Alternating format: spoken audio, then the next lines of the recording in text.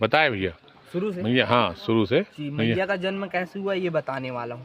तो संसार कल्याण में माता नर्मदा का जन्म यहाँ पे हुआ, अमरकंटक हिमालय पर्वत में आप हैं। तो मैया का जन्म ऐसे होता है, हिमालय पर्वत एक तरफ राक्षसगढ़ थे, दूसरी तरफ देवतागढ़ थे। तो हिमालय पर्वत के दौरान निकलता है अमृत। जब वह अमृत निकलता है तो ना कि राक्षसगढ़ और देवतागढ़ दोनों ही लड़ाई करने लग जाते हैं। जब लड़ाई करने लग जाते हैं तो जो अमृत होता है वह विष के रूप में परिवर्तित हो जाता है। जब वह विष बन जाता है तो ना कि राक्षसगढ़ में इतनी हिम्मत थी कि उस विष को पान कर सकते, ना कि देवतागढ़ में इतनी हिम्मत थी कि उस विष को पान कर सकते। जब किसी में इतनी हिम्मत नहीं थी तो वहाँ पे आते हैं विष्णु भगवान, सभी को दिमाग देते हैं कि संसार कल्याण में इस विष को कोई भी व्यक्ति पान नहीं कर सकता, केवल एक ही व्यक्ति पान कर सकते हैं, वो है देवों के देव महादेव। जब उस विष को देवों के देव महादेव के पास ले जाया जाता है तो वह पहले अपने हाथ में रखते हैं और सोचते हैं अगर मस्तक में ले जाता हूँ तो ब्रह्मा जी को कष्ट पहुँचेगा और नाभि में ले जाता हूँ तो विष्णु भगवान को कष्ट पहुँचेगा। जब उस विष को वह धारण करते हैं तो अपने कंठ में रोक लेते हैं। उनका कंठ धीरे धीरे नीला पड़ता जाता है, उनके कंठ से पसीने का बूंद निकलता है जो कि कहाँ जाकर गिरता है, रेवा कुंड में।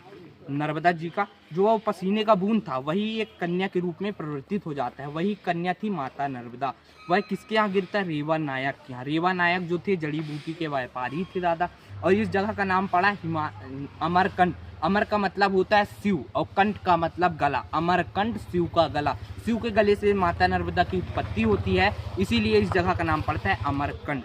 तो माता नर्मदा उधर से नीचे ही नीचे आती थी, नर्मदा मंदिर से माई की बगिया, जिस स्थान पे आप खड़े हैं माई की बगिया है, यहाँ से माता नर्मदा नीचे ही नीचे आती थी और माई की बगिया में बांसों की भीड़ों से निकला करती थी। बांसों की भीड़ों काट के मंदिर बना दिया गया है। यहाँ माता नर्मदा अपना 12 वर्ष तक बचपना बिताई हैं अपने 5 सखियों के साथ, जोहिला, गुलबकावली, मालिनी, मलनी और कपिला। ये माता नर्मदा की 5 सखियाँ हैं। यहाँ से 12 वर्ष के बाद माता नर्मदा की शादी विवाह लग्न तय हो जाती है, जो कि किसके साथ तय होती है, सोन जी महाराज के साथ। सोन जी महाराज जो थे ब्रह्मा जी के मानस पुत्र थे, उनके एक और भाई थे भद्र जी। यहाँ तय नहीं होती, यहाँ से 24 किलोमीटर दूर पड़ता है माई का मंडप। माई के मंडप में माता नर्मदा एक रूम में तैयार हो रही थी और उनके साथ 5 सखियाँ थी, जोहिला, गुलबकावली, मालिनी, मलनी और कपिला। तो माता नर्मदा अपनी सखी जोहिला को बोलती है, जाओ बाहर देख के आओ बारात आया कि नहीं। तो जोहिला बोलती है, माते मेरे वस्त्र गंदे हैं, अगर इस वस्त्र में मैं बाहर जाऊंगी तो बाराती वाले मजाक उड़ाएंगे। इसलिए माता नर्मदा अपने वस्त्र श्रृंगार उतार करके जोहिला को दे देती है। जब जोहिला उसे पहनती है तो पूरे दुल्हन के टाइप से लगने लग जाती है। जब बाहर निकल कर देखती हैं तो सोन जी महाराज सोने के घोड़े में सवार होते हैं। उसे देखकर जोहिला के मन में लालच आ जाता है और वो स्वयं जाकर मंडप पर बैठ जाती है।